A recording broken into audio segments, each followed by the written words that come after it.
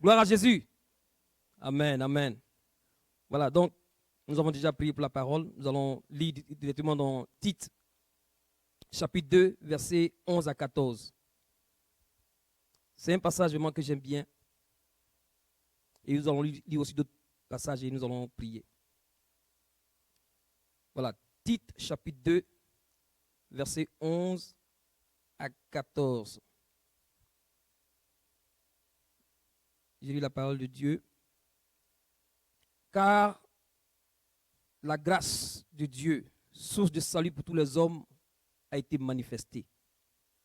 Elle nous enseigne à renoncer à l'impiété et aux convoitises mondaines et à vivre dans le siècle présent selon la sagesse, la justice et la piété, en entendant la bienheureuse espérance et la manifestation de la gloire du grand Dieu et de notre Seigneur Jésus-Christ, qui s'est donné lui-même pour nous, afin de nous racheter de toute iniquité et de se faire un peuple qui lui appartient, purifié par lui et zélé pour les bonnes œuvres. Amen. Voilà. Donc, ce passage nous dit clairement que la grâce de Dieu, source de salut, a été manifestée pour tous les hommes. La grâce de Dieu, c'est qui? C'est la personne de Jésus-Christ. La grâce de Dieu est personnifiée en cette personne de Jésus-Christ qui est venu sauver. Il est venu sauver de la pénalité du péché. Non seulement de la pénalité du péché, mais il est venu sauver aussi, bien aimé, du pouvoir du péché. Vous savez bien que la Bible déclare que le salaire du péché, c'est la mort, mais le don gratuit de Dieu, c'est la vie éternelle en notre Seigneur Jésus-Christ. Et cette grâce a été manifestée pour tous les hommes. Elle nous sauve de la pénalité du péché, c'est-à-dire le péché qui amène à la mort. Mais aussi elle nous sauve, bien aimé, du pouvoir du péché. Elle nous sauve aussi également, bien aimé, de la présence du péché. Alors, c'est pourquoi nous avons besoin, bien aimé, de recevoir la grâce de Dieu en cette personne, la personne de Jésus-Christ, le Fils de Dieu, Dieu vivant. Il est vrai que, bien aimé, à la croix, Jésus a pris, il est allé à la croix et il est mort pour toute l'humanité. Mais cela ne veut pas dire automatiquement que tous sont pardonnés. Mais il faut que chacun de nous puisse recevoir ce Jésus pour recevoir le pardon de Dieu en Jésus. Amen. Et je ne sais pas si vous me suivez jusqu'à présent. Amen. Donc, Jésus est venu nous sauver de nos péchés. Et nous devons comprendre que cette grâce nous enseigne. On nous dit que elle nous enseigne à renoncer. À renoncer à quoi? D'abord, renoncer veut dire quoi? À dire non. Quand quelqu'un renonce à quelque chose, ça dit que non, je ne veux plus faire ce que je faisais avant. La grâce de Dieu est venue pour nous enseigner. La grâce de Dieu que tu as reçue doit t'enseigner quelque chose. Et qu'est-ce qu'il enseigne ici, lorsque nous avons la parole de Dieu? On nous dit ici que la grâce de Dieu nous enseigne à renoncer à l'impiété. Alors l'impiété, c'est quoi? C'est tout ce qui est contraire à la piété. Tout ce qui est contraire à la vie divine. Parce que la Bible dit que nous, parce que nous avons reçu Jésus-Christ, nous participons maintenant à la nature divine. Tout ce qui est contraire à la nature divine ne doit pas être le partage de l'enfant de Dieu qui est né de nouveau, qui a reçu Jésus-Christ comme Seigneur et Sauveur. Amen. Donc cette grâce nous enseigne à renoncer à l'impiété,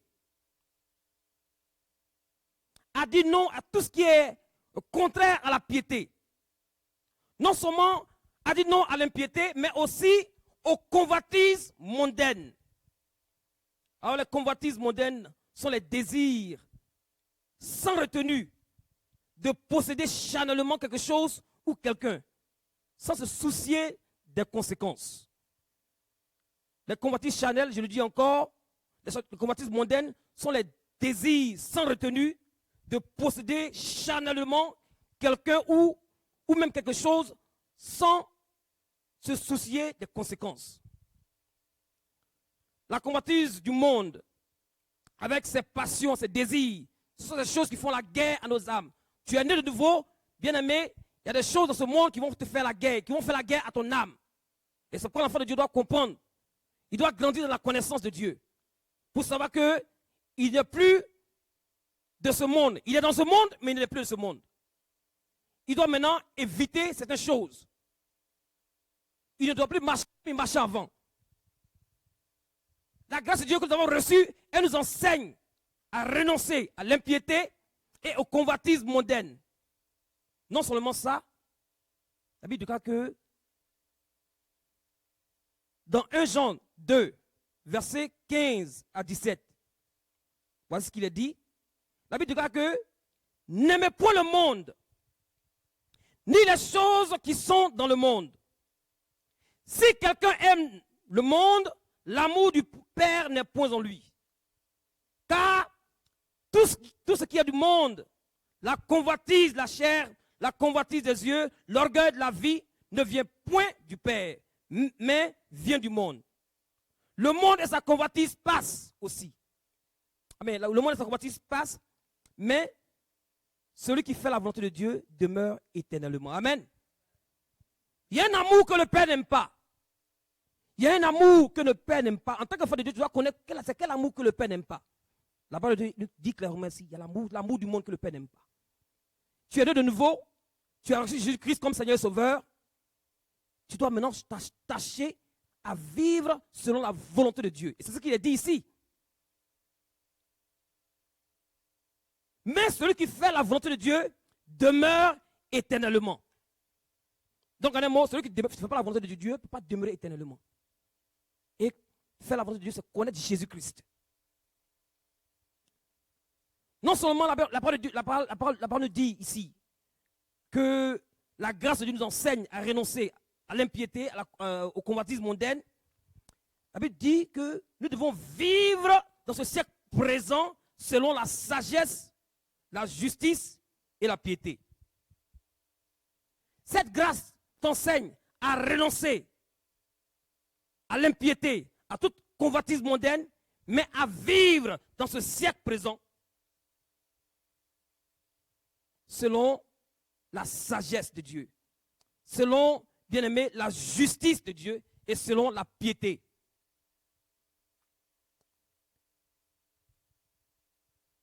Regardons ensemble, bien aimés. C'est pourquoi, bien aimés, nous avons besoin de grandir spirituellement. Pour que l'enfant de Dieu puisse renoncer à ces choses.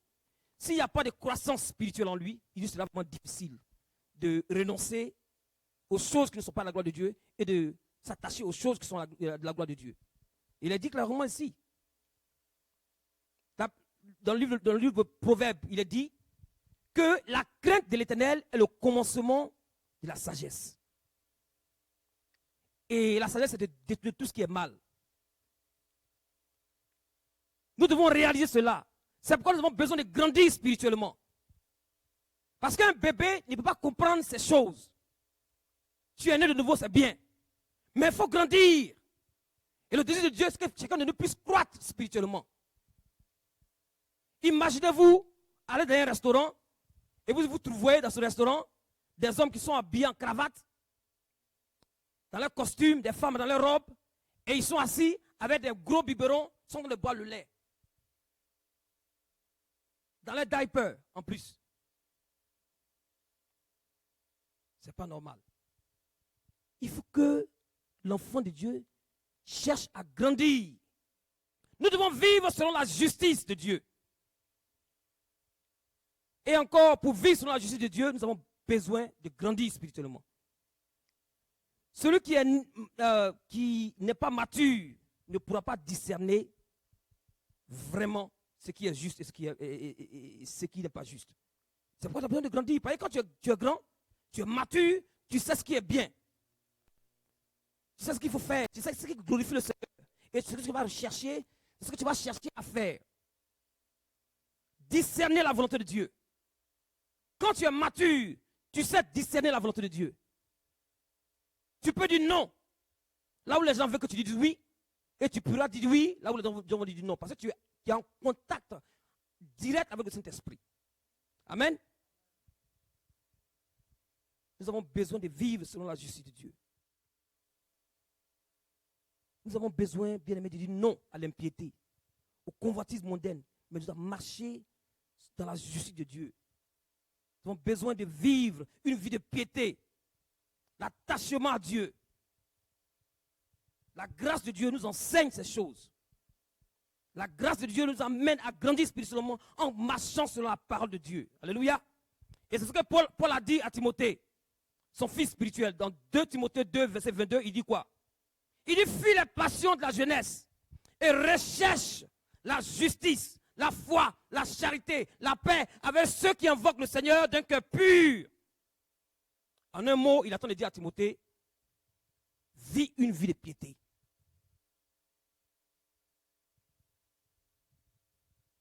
Ces recommandations que Paul attend de dire à Timothée, c'est aussi valable pour nous en tant que chrétiens, bien-aimés. À fuir les passions de la jeunesse, à fuir les passions de ce monde, les désirs de ce monde, et à rechercher, bien-aimés, la justice, la foi, la charité, la paix, avec ceux qui invoquent le Seigneur. Il ne s'est pas récemment par il a dit, mais il a allé plus loin. Il dit avec ceux qui invoquent le Seigneur. Parce que ce n'est pas tous qui invoquent le Seigneur. Et si tu n'es pas battu spirituellement, tu ne pourras pas discerner qui marche comme ou bien qui vit, qui invoque le Seigneur. D'un cœur pur. Sans l'esprit du discernement, si tu n'es pas mature spirituellement, tu ne pourras pas discerner ces choses. Donc c'est pourquoi il est important bien que l'Église puisse grandir spirituellement. Alléluia. Nous allons voir aussi un autre passage. Bien aimé, on voit ici la raison. Pourquoi Dieu veut qu'on renonce à toutes ces choses et qu'on marche dans la justice de Dieu. Pourquoi? Parce que Dieu nous a rachetés d'abord. Et, bien aimé, il veut que nous soyons un peuple qui lui appartient. Un peuple zélé pour de bonnes œuvres. Amen. Un peuple zélé pour de bonnes œuvres. Alors, quel enseignement toi tu reçois de la grâce de Dieu? Quel enseignement chacun de nous vraiment reçoit de la grâce de Dieu? Est-ce que c'est ce que Paul a dit à son fils Tite ici? L'enseignement de Dieu bien-aimé doit nous enseigner à renoncer à tout ce qui n'est pas la gloire de Dieu.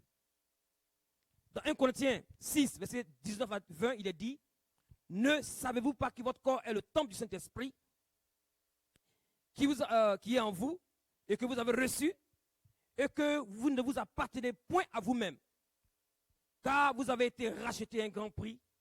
Glorifiez donc Dieu dans votre corps et dans votre esprit qui appartiennent à Dieu. Amen. Donc, dis à ton frère, tu as été racheté à un grand prix. Et regardons ensemble dans Éphésiens. J'aime bien le livre d'Éphésiens parce que Éphésiens nous dit qui nous sommes. Parce que l'enfant de Dieu qui ne sait pas qui il est, il va faire comme le monde. Parce que quand tu sais qui tu es en Jésus, ça change ta manière d'agir, ça change ta manière de marcher. Ça change ta manière de te voir. Parce que si tu sais qui tu es, ah, je suis enfant de ministre. Attends, j'ai marché comme un enfant de ministre. Mais si tu vois que tu es un enfant de clochard, bon, tu vas agir comme un clochard. Amen. Regardons ici ensemble, dans Éphésiens 5, verset 1 à 18. Qu'est-ce qu'il est dit? Éphésiens chapitre 5, verset 1 à 18. Il est dit, devenez donc les imitateurs de Dieu, comme des enfants bien-aimés, et marchez dans la charité à l'exemple de Christ, qui nous a aimés et qui s'est livré lui-même à Dieu pour nous, comme un parfum, et comme une offrande de sacrifice de bonne odeur. Vous vous rappelez le dimanche dernier avec l'ancien banane, nous avons vu que, bien aimés, nous devons être la bonne odeur, cette bonne odeur de Christ, pour les frères qui sont sauvés. C'est parce que Christ lui-même, il a été un sacrifice. Il s'est offert un sacrifice en bonne odeur pour nous, bien-aimés. Alléluia. Et nous devons suivre l'exemple de notre grand frère Jésus-Christ. Il est devenu les imitateurs de Dieu. Nous devons quoi? Imiter le Seigneur. Comme des enfants bien-aimés. Et marcher dans la charité. Comme Jésus nous a aimés, bien-aimés, nous devons nous aimer les uns les autres. Qu'il n'y ait pas d'animosité au milieu de nous. Marcher dans l'amour du Seigneur.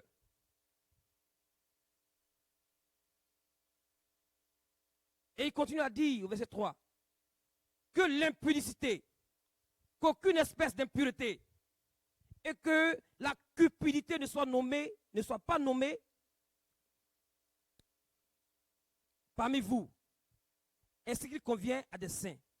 Qu'on n'entende ni paroles déshonnêtes, ni propos insensés, ni plaisanteries, choses qui sont contraires à la bienséance. Qu'on entende plutôt des actions de grâce. Amen. Et ici, il nous fait comprendre d'abord que nous devons imiter le Seigneur, et maintenant il nous met en garde des choses que nous ne devons pas faire. Il dit quoi? L'impudicité. Que tout aspect d'impureté, que la cupidité ne soit même pas nommée parmi vous. Pourquoi? Parce que nous sommes en Christ. Parce que nous voulons imiter le Seigneur.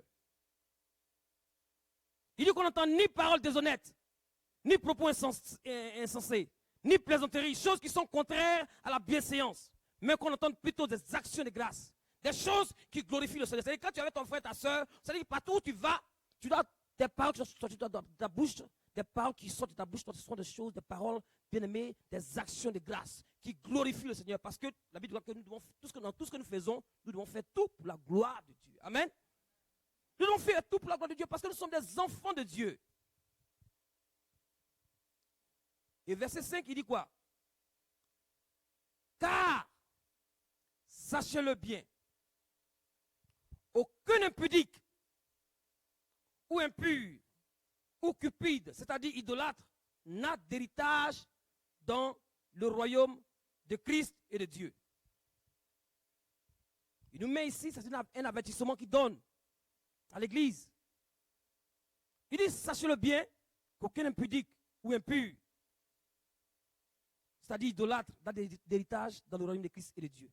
Il dit, mais, et puis il continue à aller plus loin. Il dit, que personne ne vous séduise par de vains discours, car c'est à cause de ces choses que la colère de Dieu vient sur les fils de la rébellion.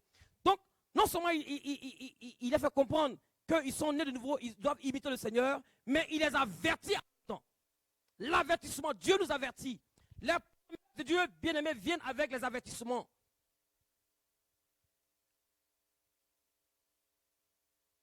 Pourquoi? Parce que Dieu veut que nous puissions grandir spirituellement. Alléluia.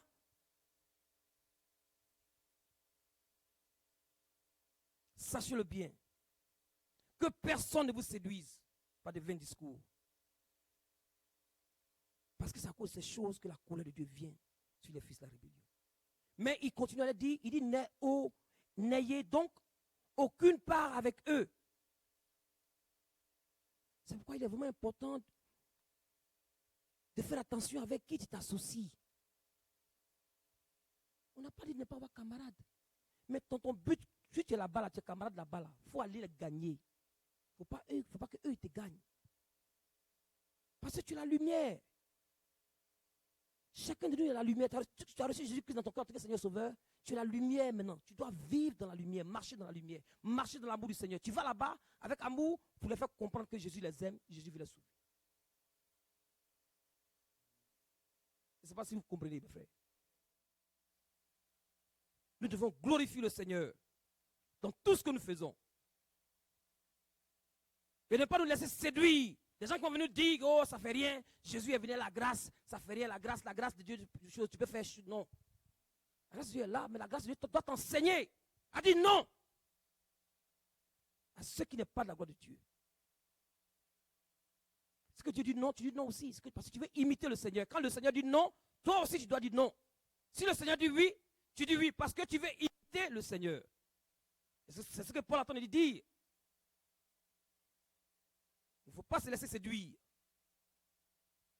mais de marcher comme des enfants de lumière. Il dit, car le fruit de la lumière consiste en toutes sortes de bonté, de justice et de vérité. Et au verset 10, il dit quoi? Examinez ce qui est agréable au Seigneur. Mais quelqu'un qui est encore bébé spirituel, est-ce qu'il pourrait examiner ce qui est agréable au Seigneur? Mais c'est celui qui est mature qui peut examiner pour voir et comprendre. Et c'est pourquoi chaque fois que nous nous retrouvons sur la ligne de prière, j'encourage chaque personne, vraiment les frères et sœurs, à se connecter. Parce que ça te permet vraiment de grandir spirituellement et de pouvoir examiner et discerner ce qui n'est pas de la volonté de Dieu. Dieu veut que nous puissions grandir spirituellement. Examinez ce qui est agréable au Seigneur.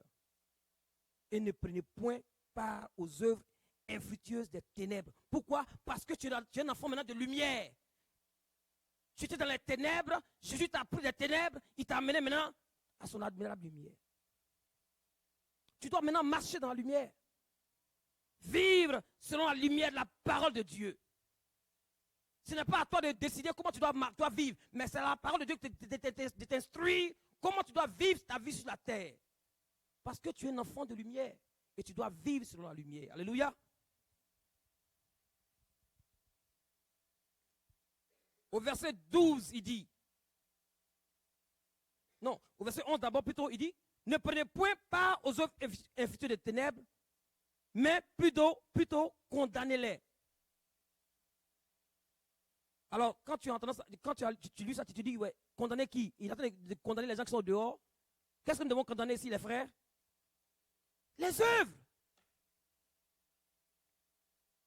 Les païens, on n'a pas besoin de les condamner. Ils sont déjà condamnés. S'ils ne sont pas Jésus-Christ. Mais tu vas les condamner comment? Est-ce que tu vas aller là et dire, oh, les œuvres que tu as fait, vraiment condamner ça? Bon. Si tu es vraiment sur le Seigneur, tu te pousses à le faire. Toi, il faut vivre selon la justice de Dieu. Il faut que les gars voient en toi le caractère du Seigneur. C'est ce que l'Église a appelé à faire, à vivre, bien aimé, dans ce siècle présent, selon la justice de Dieu, dans la vie de sainteté et de pureté. Et c'est seulement dans la croissance, bien aimé, dans la maturité spirituelle, bien aimé, nous pourrons vraiment discerner la volonté du Seigneur. Ne prenez point part aux œuvres infructueuses des ténèbres, mais plutôt condamnez-les. Tu vois, les gens du monde sont en train de faire les choses. Toi, tu sais que vraiment, ce n'est pas bien, ça ne glorifie pas le Seigneur. Pourquoi tu vas aller chercher à participer à cela? Tu vas dire non, je ne vais pas prendre part à ces choses parce que ça ne glorifie pas le Seigneur. Dans tes relations, est-ce que tes relations vraiment, tu es en train de prendre les relations dans lesquelles tu te trouves, et ce sont des relations qui glorifient le Seigneur. Parce que quand tu vas là-bas, le païen, il fait tout en pagaille. Et si tu participes, mon frère, tu es en train de vraiment éteindre la lumière qui est en toi. Jésus t'a sauvé. Tu es devenu maintenant l'enfant de lumière. Mais le péché va éteindre la lumière de Dieu en toi. Et c'est pourquoi tu dois dire non. Et ne pas prendre part aux œuvres infructueuses des ténèbres. Alléluia. Et bien aimé, il continue à dire, car il est honteux de dire ce qu'ils font en secret. Mais tout ce qui est condamné est manifesté par la lumière. Car tout ce qui est manifesté est lumière. Et c'est pourquoi au verset 14, il dit quoi? C'est pourquoi il est dit, réveille-toi, toi qui dors d'entre les morts. Beaucoup de chrétiens dorment spirituellement. Au lieu de chercher à grandir spirituellement. Et Christ nous avertit ici, il dit, réveille-toi, toi qui dors d'entre les morts.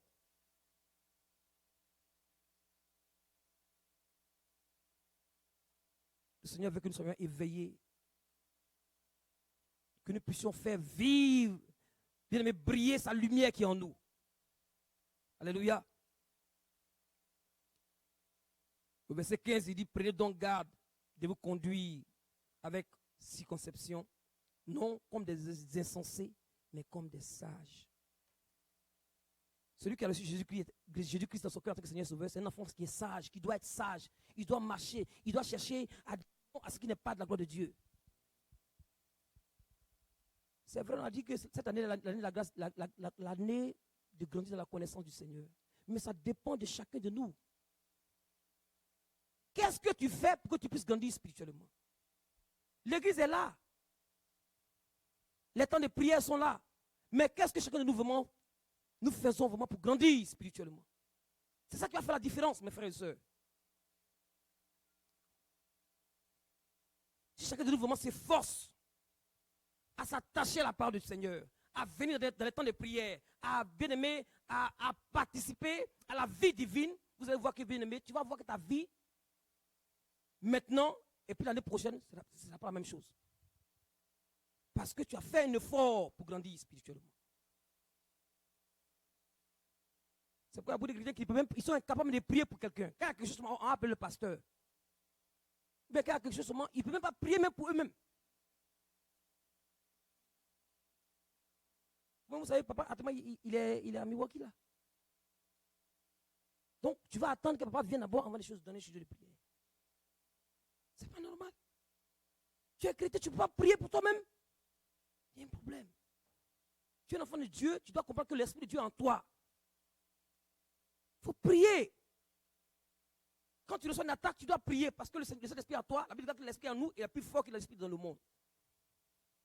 Mais sois courageux et prie pour toi-même, mon frère, ma soeur. Tu as traversé une situation dans ton travail, il faut prier. Tu parles aux toilettes et prie. Il dit au verset 16, rachetez le temps car les jours sont mauvais. Et effectivement, nous sommes dans les mauvais jours en ce moment. L'église est attaquée. Beaucoup de choses se passent dans le monde. Nous devons racheter le temps. Nous devons racheter le temps. Pourquoi? Parce que nous ne savons pas quand est-ce le Seigneur va revenir. Et tu ne sais pas quand est-ce que tu vas partir aussi vers le Seigneur. Nous devons faire attention dans les temps que nous vivons. C'est pourquoi Dieu veut que cette année nous puissions grandir spirituellement. Rachetez le temps car les jours sont mauvais. C'est pourquoi ne soyez pas inconsidérés, mais comprenez quelle est la volonté du Seigneur. Ça fait deuxième fois encore, il répète par rapport à la volonté de Dieu. Tu dois comprendre que, bien aimé, dans tout ce que tu vas faire, cette année 2022, tu dois toujours rechercher la volonté de Dieu. Cela va vraiment, bien aimé, déterminer ta maturité spirituelle. Si vraiment tu vas avancer, une voiture ne bouge pas, c'est qu'elle n'avance pas. Tu dois chercher à avancer spirituellement, à chercher à grandir. Tu dois aller en profondeur. Dieu veut que tu ailles plus haut. Amen. Est-ce que vous comprenez ce que je viens de dire, mes frères? Nous devons marcher selon la volonté du Seigneur. Alléluia. Et dans Éphésiens 5, verset 8, le même passage d'Éphésiens 5, il a dit autrefois, vous étiez ténèbres, mais maintenant vous êtes lumière dans le Seigneur. Marchez comme des enfants de lumière. Nous devons marcher comme des enfants de lumière, croître spirituellement. Avant, tu étais ténèbres, mais tu n'es plus ténèbres. Mais maintenant, tu es dans la lumière, tu es un enfant de lumière, marche selon la lumière. Tu as fini avec les ténèbres, parce que Jésus t'a sauvé, il t'a racheté. Tu vis maintenant dans le royaume de lumière. Tu dois vivre selon la lumière. Et c'est en grandissant, bien aimé, en s'attachant à la parole de Dieu qu'on peut vraiment croître spirituellement et marcher dans la lumière. Alléluia. Éphésiens 2, verset 1 à 7, il est dit: vous étiez morts par vos offenses et par les péchés dans lesquels vous marchiez autrefois, selon le train de ce monde, selon le prince de la puissance de l'air, de l'esprit qui agit maintenant dans les fils de la rébellion. Nous tous, nous étions de ce nombre, de leur nombre, et nous vivions autrefois selon la convoitise de notre chair, accomplissant la volonté de la chair et de nos pensées. Et nous étions par nature des enfants de colère, comme les autres. Mais Dieu, qui est riche en miséricorde, à cause du grand amour dont il nous a aimés, nous qui étions morts par nos offenses, nous a rendu la vie avec Christ. C'est par grâce que vous êtes sauvés. Voilà encore le Seigneur. Il dit que non. Nous fait comprendre que, bien aimé, avant, on marchait selon la convoitise de nos pensées, de nos cœurs. Mais c'est fini. On a fini avec ça. Tu vis maintenant en Christ. Ta vie a changé. Tu dois vraiment chercher à grandir selon la volonté du Seigneur. Parce que ce n'est pas grâce que tu es sauvé. Ce n'est pas parce que tu étais intelligent plus que les autres qui sont encore dans les ténèbres. Mais nous avons été sauvés par grâce. Et c'est cette grâce qui t'enseigne à grandir spirituellement.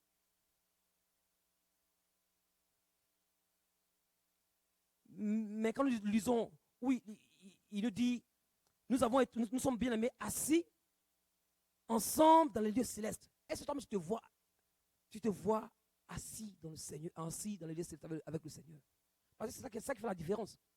Tu te dis que, ouais, en tout cas, moi, là, Franck Wadjula, je suis assis là-bas, dans les lieux célestes avec le Seigneur.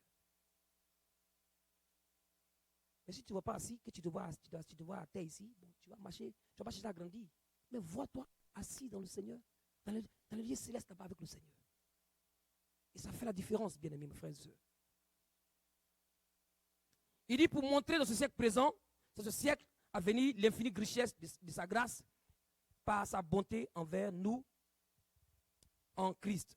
Alors, comment nous allons montrer maintenant et dans le siècle à venir l'infinie richesse de sa grâce envers nous en Jésus-Christ? Si nous sommes encore bien-aimés bébés spirituels. C'est pourquoi nous avons besoin de grandir. Nous avons été sauvés pour être un instrument entre les mains du Seigneur, des instruments entre les mains du Seigneur.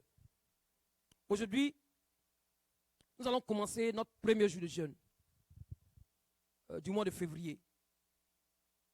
Et nous allons prier, bien aimé, pour le salut des âmes. Celui qui ne cherche pas à grandir spirituellement, il sera vraiment difficile de prier pour le salut des âmes. Parce que tes prières seront vraiment égocentriques. Ça sera seulement sur toi. Mais les gens qui sont dehors, que Dieu veut qu'ils viennent aussi dans la bergerie. Et c'est pourquoi nous allons prendre ce mois de février là pour prier pour le salut des âmes. Dieu veut que les gens soient sauvés. Il y a des gens encore peut-être qui sont dans ta famille. Mais Dieu veut que non seulement nous soyons sauvés, mais nous et nos familles, nous puissions être sauvés. C'est-à-dire connaître Jésus-Christ. Amen. Et c'est pourquoi nous allons prier pour le salut des âmes. Et c'est seulement en Jésus que les cœurs bien-aimés seront guéris. C'est seulement en Jésus que les captifs seront délivrés. C'est seulement en Jésus que les aveugles vont voir. Et les opprimés seront libres. Et c'est pourquoi nous avons besoin de prier pour le salut des âmes. Beaucoup de personnes sont encore dehors, qui sont encore dans les ténèbres. Ils ont besoin de nos prières, ils ont besoin de ta prière. Ils ont besoin que tu intercèdes pour qu'eux aussi puissent être sauvés. Alors c'est pourquoi nous avons besoin de prier. Nous avons besoin de prier, bien-aimés, mes frères et sœurs, pour les païens, pour ceux qui sont encore dans nos familles, des membres de famille qui sont encore dans les ténèbres, qui n'ont pas encore reçu Jésus-Christ. Nous devons prier pour eux. Alléluia. Alors, on va, bien-aimés, se tenir debout pour prier. La volonté de Dieu, c'est que tous les hommes soient sauvés et qu'ils parviennent à la connaissance de sa volonté, la connaissance de la vérité. Alors nous allons prier ce soir. Alléluia. Gloire à Jésus. Seigneur, nous te bénissons pour ton Église. Merci parce que, Seigneur, tu es venu chercher et sauver ce qui était perdu. Oh, sois glorifié encore ce soir, notre Dieu. Merci, Seigneur. Toute la gloire te revienne. Au nom de Jésus. Alléluia. Alléluia. Alléluia. Alléluia. Merci, Seigneur.